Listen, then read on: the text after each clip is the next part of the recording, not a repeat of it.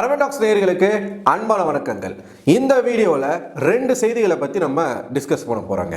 ஒன்று, ஏற்கனவே இவங்களை பற்றி ரெண்டு பேரை பற்றியுமே நம்ம பேசியிருக்கோம். அதனுடைய தொடர்ச்சியாக கூட நீங்கள் அதை வச்சுக்கோங்க.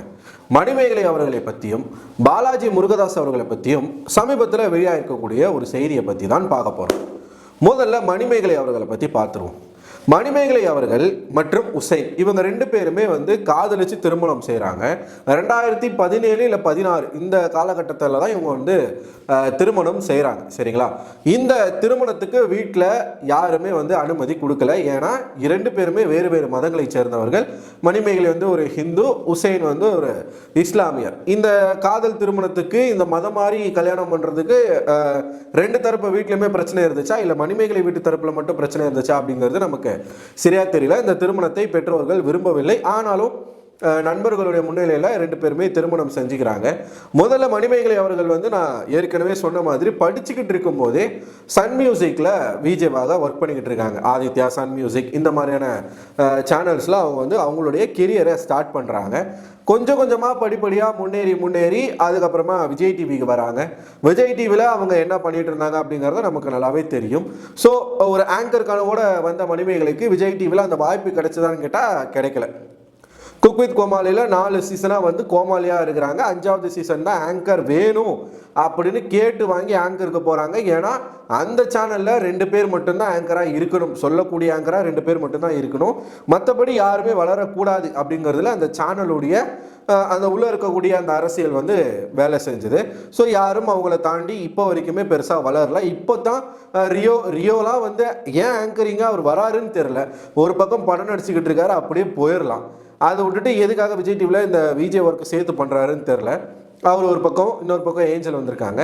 ஸோ பிரியங்காவால் ஒரு பிரச்சனை ஏற்படுது. குக் வித் கோமாளி விட்டு போகிறாங்க. குக் வித் கோமாளி விட்டு மட்டும் இல்லை, மொத்த விஜய் டிவியை விட்டே நான் குவிட் பண்ணுறேன் அப்படின்ற ஒரு வீடியோ போடுறாங்க. அப்புறம் நடக்கக்கூடிய பிரச்சனைகள் நமக்கு நல்லாவே தெரியும். அதுக்கப்புறமா மணிமேகலை இப்போதைக்கு ஜீ தமிழில் டான்ஸ் ஜோடி டான்ஸில் விஜய் அவர்களோட சேர்ந்து கோ ஆங்கராக பண்ணிக்கிட்டு இருக்காங்க. விஜய் டிவியில் இருந்து இப்போ ஜீ தமிழுக்கு போயிருக்கிறாங்க.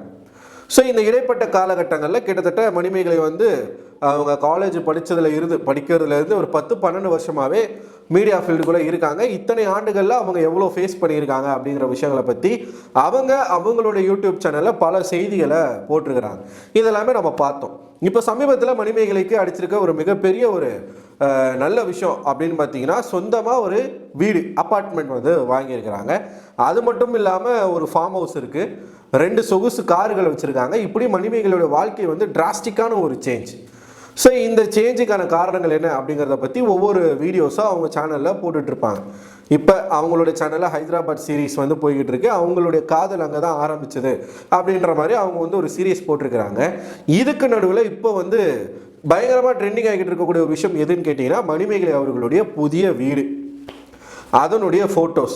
ஒரு 3 மாதத்துக்கு முன்னாடி தான் அந்த வீட்டுக்கு கிரகப்பிரவேசம் பண்ணி அவங்க வீடியோஸ் போட்டிருந்தாங்க. இப்போது அந்த வீட்டினுடைய சாவி முழுமையாக அந்த வீடு வேலையெல்லாம் நடந்து முடிஞ்சிருச்சு, இன்டீரியர் ஒர்க்ஸ் தான் போய்கிட்டு இருக்கு அப்படின்ற ஒரு செய்திகள் வெளியே வந்திருக்கு. பாஷ்யம் கன்ஸ்ட்ரக்ஷன்ஸ் அவர்களுடைய ஒரு பெயர் பெற்ற ஒரு கட்டிடக்கலை நிறுவனம் அது. ஸோ நானும் ஒரு சிவில் இன்ஜினியர் தான், என்ன பண்ணுறது. அப்படி இருக்கும்போது ஒரு வீட்டை அந்த அப்பார்ட்மெண்ட் வாங்கி இப்போ அந்த அப்பார்ட்மெண்ட்டுக்கு குடியேற போகிறாங்க. ஸோ இது இப்போ எப்படி பேசுபொருளாக மாறி இருக்கு அப்படின்னு பார்த்தீங்கன்னா, சூரிய வம்சம் அப்படிங்கிற ஒரு படம் நம்ம பார்த்துருப்போம். பார்க்காத ஆளே கிடையாது. நட்சத்திர ஜன்னலில் வானம் எட்டி பார்க்குது, இந்த பாட்டு பயங்கரமான ஒரு மோட்டிவேஷனல் சாங்காக இப்போ வரைக்குமே ஒரே பாட்டில் ஓஹோன்னு வரணும்டா, ஓவர் ரைட்டில் ஒபாமா ஆகணும்டா அப்படின்னு நினைக்கக்கூடிய ஆட்களுக்கு போடப்படக்கூடிய ஒரு பாட்டு. ஒரே பாட்டில் சரத்குமாரும் தேவயானி அவர்களும் ரொம்ப ஏழ்மையான ஒரு நிலையில் இருந்து பணக்காரனாக மாறுவாங்க, கோடீஸ்வரனாக மாறுவாங்க. ஒரே பாட்டில் அந்த படத்தில் நடக்கும். அதே மாதிரி ரியாலிட்டியில் உண்மையான சூரிய வம்சம் கப்புள்ஸ் அப்படின்னா அது உசைன் மணிமேகலை தான். பாருங்கள், 10 வருஷத்தில் எவ்வளோ பெரிய சேஞ்ச். அந்த அப்பார்ட்மெண்ட்னுடைய விலை கேட்டிங்கன்னா 16வது மாடியில் வாங்கியிருக்கிறாங்க. 1.5 கோடி ரூபாய் விலை அப்படின்னு சொல்கிறாங்க. ஸோ இதைத்தான் ரசிகர்கள்லாம் என்ன சொல்லிக்கிட்டு இருக்காங்கன்னா, பாத்தியா மணிமேகலைக்கு எப்படிப்பட்ட ஒரு ஜாக்பாட்டு, எவ்வளோ பெரிய வளர்ச்சி. 2 சொகுசு கார், BMW கார் ஒன்று வச்சுருக்காங்க, ஃபார்ச்சுனர் வச்சுருக்காங்கன்னு நினைக்கிறேன், அது ஒன்று. ப்ளஸ் ஒரு ஃபார்ம் ஹவுஸு. இப்போ ஒரு 1.5 கோடி ரூபாயில் ஒரு அப்பார்ட்மெண்ட்ஸ் 16வது மாடியில் அது மட்டும் இல்லாமல் ஹைதராபாத்லேயும் வீடு வாங்க போகிறதாக சொல்லிக்கிட்டு இருக்காங்க. எனக்கு என்ன ஒரு கேள்வி அப்படின்னா, இவ்வளவு சம்பளம் அவங்களுக்கு யார் தரா அப்படின்ற ஒரு கொஸ்டின் எனக்கு ஓடிக்கிட்டே இருக்குது. இப்போ மணிமேகலையே இப்படிலாம் அவங்களோட லைஃப் வந்து சேஞ்ச் ஆகிருக்கு அப்படின்னா, மாகாப்பா ஆனந்த், நம்ம பிரியங்கா, ஜீ தமிழ்ல ஊறி போன அர்ச்சனா, இவங்கெல்லாம் எப்படி இருப்பாங்க அப்படிங்கிறது தெரியல. ஒவ்வொருத்தர்கிட்டே ஒவ்வொரு டேலண்ட் இருக்கும். அவங்களோட ஃபீல்டில் அவங்க வளர்ச்சி அடைகிறதும் வீழ்ச்சி அடைகிறதும் அவங்களுடைய கையில் தான் இருக்குது. மணிமேகலை வந்து சிறப்பாக ஒரு விஷயத்தை நோக்கி போய்கிட்டு இருக்காங்க. அவங்களுக்கு அவங்களோட வாழ்க்கையில் மேலும் மேலும் நல்ல விஷயங்கள் நடந்துக்கிட்டே இருக்குது. அது வந்து வாழ்த்துக்குரிய ஒரு விஷயம். இது பல பேருக்கு ஒரு மோட்டிவேஷனலான ஒரு மேட்டராக இருக்கும். 1.5 கோடி ரூபாய்க்கெல்லாம் அப்பார்ட்மெண்ட்ஸ் வாங்குறதுலாம் பெரிய விஷயம் கிடையாதுப்பா. நம்ம வந்து கரெக்டான ஒரு உழைப்பை போட்டோம்னா ஈஸியாக நமக்கு சீக்கிரமாகவே அதெல்லாம் நடந்துடும் அப்படின்னு நம்ம ஒரு மோட்டிவேஷனலான ஒரு விஷயமா எடுத்துக்கலாம். ஸோ அதை இப்போ ஷேர் பண்ணியிருக்காங்க மணிமேகலை. அந்த பாஷ்யம், அந்த பாக்ஸு, உசைனோட அவங்க சேர்ந்து எடுத்துக்கிட்ட அந்த ஃபோட்டோஸ் எல்லாமே அவங்க ஷேர் பண்ணியிருக்காங்க. இப்போ வரிசையாக எல்லா யூடியூப் சேனலும் மணிமேகலை கிட்ட போய் இன்டர்வியூ எடுத்துக்கிட்டு இருக்காங்க. எப்படி உங்களால் இதை சாதிக்க முடிஞ்சது? எல்லாருக்கும் அந்த கேள்வி இருக்கும் தானே, எப்பட்றா இவ்வளோ சீக்கிரமாவா, எப்பட்றா? இப்போ ஒரு பெயர் பெற்ற ஒரு சினிமா நடிகர், ஒரு நடிகை அப்படி இருந்தால் பரவாயில்ல, இவங்க ஒரு விஜே தானே, அதுவும் விஜய் டிவியில் இல்லாமல் இப்போ ஜீ தமிழில் இப்போ தான் போய் சேர்ந்துருக்காங்க. எப்படி 1.5 கோடி ரூபா? How is it possible? இது மட்டும் தானா? ஃபார்ம் ஹவுஸ் இருக்குது, ஹவ் இஸ் இட் பாசிபிள்? இது மட்டும் தானா? 2 லக்ஸரி கார் வச்சுருக்காங்க, how is it possible? Fortuner எனக்கு தெரிஞ்சு 25,000 30 லட்சம் இருக்கும். ஒரு BMW நம்ம பார்த்துட்டோன்னா குறைஞ்சபட்சம் நல்ல ஒரு மீடியம் ரேஞ்ச் காரே வந்து ஒரு 60,000 70 லட்சம் வந்துடும். எப்படி? How is it possible? இது பல பேருக்கு வந்து இப்போ ஒரு பொறாமையை தூண்டி விட்டுருக்கு. மணிமேகலை இப்போ சிறப்பாக ஒரு சம்பவத்தை பண்ணிக்கிட்டு இருக்காங்க. சரிங்களா? அதாவது தான் வளர்ந்துடவே கூடாது அப்படின்னு நினைக்கிறவங்கள மத்தியில் வாழ்ந்து காட்டுறது தான் மிகப்பெரிய ஒரு கெத்து. அப்படி ஒரு விஷயத்த மணிமேகலை வந்து செஞ்சுக்கிட்டு இருக்காங்க அப்படின்னு சொல்லி மணிமேகலையுடைய ரசிகர்கள் வந்து வாழ்த்துக்கள் சொல்லிக்கிட்டு இருக்காங்க இவங்களுக்கு. இது ஒரு பக்கம் இருக்கா, சமீபத்தில் பாலாஜி முருகதாஸ் அவர்களுடைய நடிப்பில் வெளிவந்த ஃபயர் திரைப்படத்தினுடைய வெற்றி விழா நடந்திருக்கு. இதெல்லாம் என்னத்தை சொல்கிறதுன்னு தெரில. ஒரு பக்கம் பாசிட்டிவான ஒரு வளர்ச்சி, இன்னொரு பக்கம் ஒரு நெகட்டிவான ரோல். நம்ம பாலாஜியை குறை சொல்ல முடியாது, அவருக்கு கிடைச்ச ஒரு வாய்ப்பை அவர் பயன்படுத்தியிருக்கிறாரு. ஓகே, மக்களை தான் நம்ம வந்து என்ன சொல்கிறதுன்னு தெரில. ஃபயர் வந்து வெற்றி விழா கொண்டாடுற அளவுக்கு மக்கள் ஃபயர் படத்தை வந்து கொண்டாடி இருக்கிறாங்க அப்படிங்கிறத நம்மளால் பார்க்க முடியுது. என்ன சப்ஜெக்ட்டுன்னு தெரியும், கேட்டால் அது ஒரு விழிப்புணர்வு படம்னு சொல்கிறாங்க. எந்த வகையில் அது ஒரு விழிப்புணர்வை ஏற்படுத்துச்சுன்னு எனக்கு தெரில. இப்படி சொல்லிக்கிட்டு இருக்காங்க.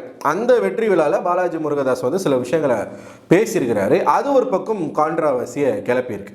ஏன்னா பேசிக்காக பாலாஜி முருகதாஸ் யாருன்னு நமக்கு தெரியும். அவர் வந்து ஒரு மாடல், பயங்கரமான ஒரு ஃபிட்னஸ் கொண்ட ஒரு மாடல். ஸோ அப்படி தான் அவர் வராரு. மாடலிங் ஃபீல்டில் இருந்து அதுக்கப்புறமா பிக் பாஸ் வராரு. அதுக்கப்புறமா தான் பட வாய்ப்புகள் அப்படிங்கிறது கிடைக்குது. சரிங்களா? பாலாஜி அவர்கள் வந்து பல்வேறு சர்ச்சைகளை சிக்கியிருந்தாலும் இப்போ அவர் பேசியிருக்க ஒரு விஷயம் வந்து பல பேருக்கு மத்தியில் இப்படிலாம் நடக்குதா அப்படின்ற கேள்விகளை எழுப்பியிருக்கு. எப்பயுமே சினிமா மட்டும் இல்லாமல் எந்த விதமான துறையாக இருந்தாலும் பெண்களுக்கு எதிராக சில விஷயங்கள் நடக்கும். அதுதான் அட்ஜஸ்ட்மெண்ட். ஸோ இந்த அட்ஜஸ்ட்மெண்ட் அப்படிங்கிற ஒரு விஷயம் வந்து இப்போ வரைக்குமே எல்லா விதமான துறைகளும் இருக்குது. நம்ம வந்து நம்மளோட கெரியரில் அடுத்த கட்டத்துக்கு நம்ம போனோம் அப்படின்னா அதுக்கு மேலே இருக்கக்கூடிய ஆட்களாவோ இல்லை அதுக்கு உதவக்கூடிய இடத்துல இருக்கக்கூடிய ஆட்கள் கிட்ட நம்ம வந்து பணிஞ்சு போகணும், அட்ஜஸ்ட் பண்ணி போகணும். இப்போ சினிமா துறையில் அது ரொம்பவே அதிகமாக இருக்குது. படங்கள் வாய்ப்பு வேணும் அப்படின்னா அட்ஜஸ்ட்மெண்ட் நீங்கள் பண்ணால் மட்டும்தான் உங்களுக்கு அந்த சான்ஸ் கிடைக்கும்.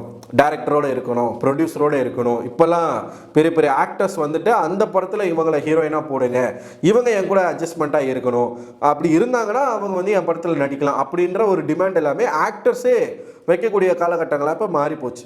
பெண்களுக்கு தான் இந்த மாதிரி ஒரு பிரச்சனை இருக்கா அப்படின்னு கேட்டிங்கன்னா கிடையாது. ஆண்களுக்கும் அந்த மாதிரி ஒரு பிரச்சனை இருக்குது. அதாவது வளர்ந்து வரக்கூடிய புதிய முகங்கள், நியூ ஃபேஸ் ஆக்டர்ஸ்க்கு எல்லாமே வந்து இந்த மாதிரியான ப்ராப்ளம்ஸ் இருக்குது அப்படின்ற ஒரு ரேஞ்சுக்கு பாலாஜி அவர்கள் பேசின விஷயங்கள் வந்து பல பேரை கேள்வி கேட்க வச்சிருக்கு. என்ன சொல்லியிருக்காரு அப்படின்னு பார்த்தீங்கன்னா, நான் நடிக்கணும், சினிமாவில் ஒரு நல்ல ஒரு ஹீரோவாக இருக்கணும், மாறணும் அப்படின்றத நோக்கி தான் நான் மாடலிங் ஃபீல்டுக்குள்ளே போனேன்.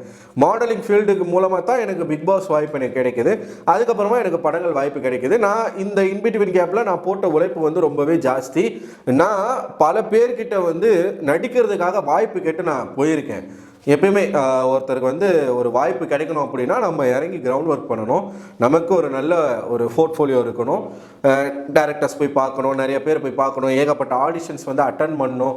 இதில் எதனா ஒன்று நமக்கு லக்கில் கிடைச்சாதான் உண்டு. இல்லைனா யாராச்சும் ஒரு நடிகருடைய மகனாக இருக்கணும், ஒரு டைரக்டரோட மகனாக இருக்கணும், ஒரு ப்ரொடியூசருடைய மகனாக இருக்கணும், இப்படி யாராச்சும் நமக்கு முன்னாடி ஒரு ஜென்ரேஷன் வந்து இந்த துறையில் இருக்கணும். அப்படி இருந்தோம்னா நமக்கு வாய்ப்பு வந்து ஈஸியாக கிடைச்சிரும். இல்லைனா ரெஃபரன்ஸ் மூலமாக ஏதாச்சும் நமக்கு வாய்ப்பு கிடைச்சா வாய்ப்பு உண்டு. அந்த மாதிரி தான். சரிங்களா?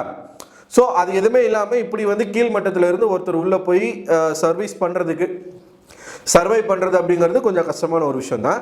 அப்படி நான் வந்து உள்ள நடிகனாக வரணும்னு ஆசைப்பட்டு பல பேர்கிட்ட வாய்ப்பு கிடைக்கும் போது என்கிட்ட வேற ஒரு விஷயத்தை எதிர்பார்த்தாங்க. ஓப்பனாகவே நான் சொல்கிறேன், அந்த மாதிரியான படங்களுக்கு என்னை வந்து நடிக்க சொல்லி என்னை அதுக்காக பல பேர் வந்து தயார் பண்ணாங்க.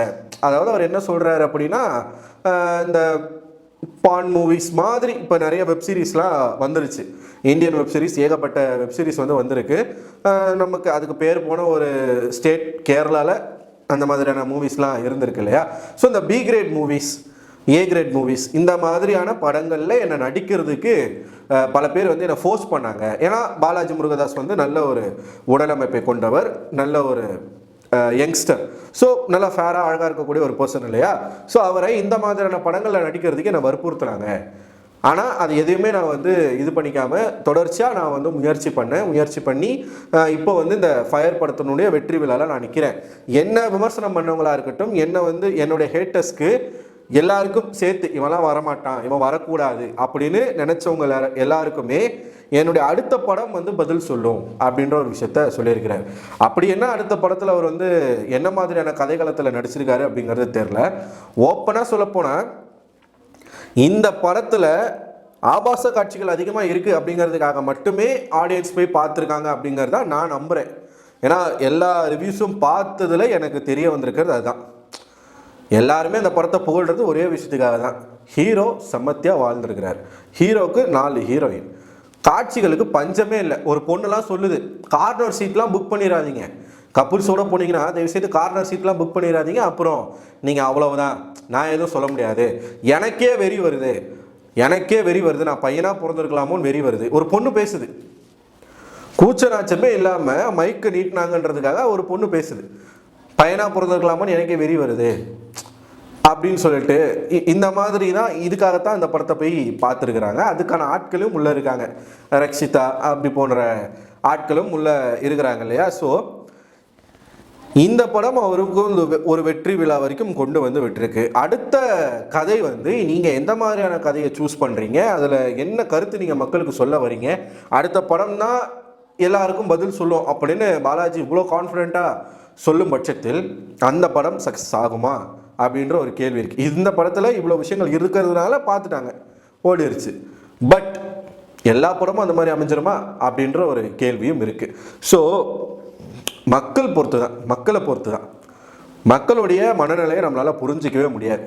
ஒன்று இந்த மாதிரி படத்தை ஆதரிக்கவும் செய்வாங்க, இல்லைனா மொத்தமாக அதை வந்து ஓட விடாமல் பண்ணுறதும் மக்கள் தான்.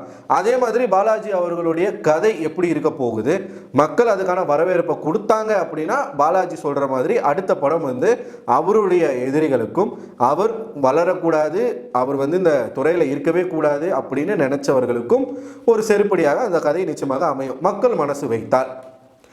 அதுக்கு பாலாஜி எந்த அளவுக்கு டவுன் டு த எர்த்தா பேசுகிறாரு அப்படிங்கிறது ஒரு மிக முக்கியமான ஒரு விஷயம். தெனாவட்டா பேசிகிட்டே இருந்தாருன்னு வச்சுக்கோங்களேன், வேலைக்கே ஆவார். ஏன்னா இப்படி தான் ஒருத்தர் பேசினார் அஸ்வின் சொல்லிட்டு, நடித்தது ஒரே படம் தான், ஆள் அட்ரஸே காணும். பாலாஜியை விட நல்ல ஒரு ஃபிசிக் கொண்ட ஒரு பர்சனாக தான் அஸ்வின் இருந்தார். எல்லாருக்கும் ஒரு ஹோப் இருந்துச்சு, அஸ்வினுக்கு வந்து வரிசையாக நிறையா வாய்ப்புகள் கிடைக்கும் அப்படின்ற மாதிரிலாம் நினச்சாங்க. பட் பார்த்தீங்களா, ஒரே வார்த்தை முடிஞ்சு சோழி.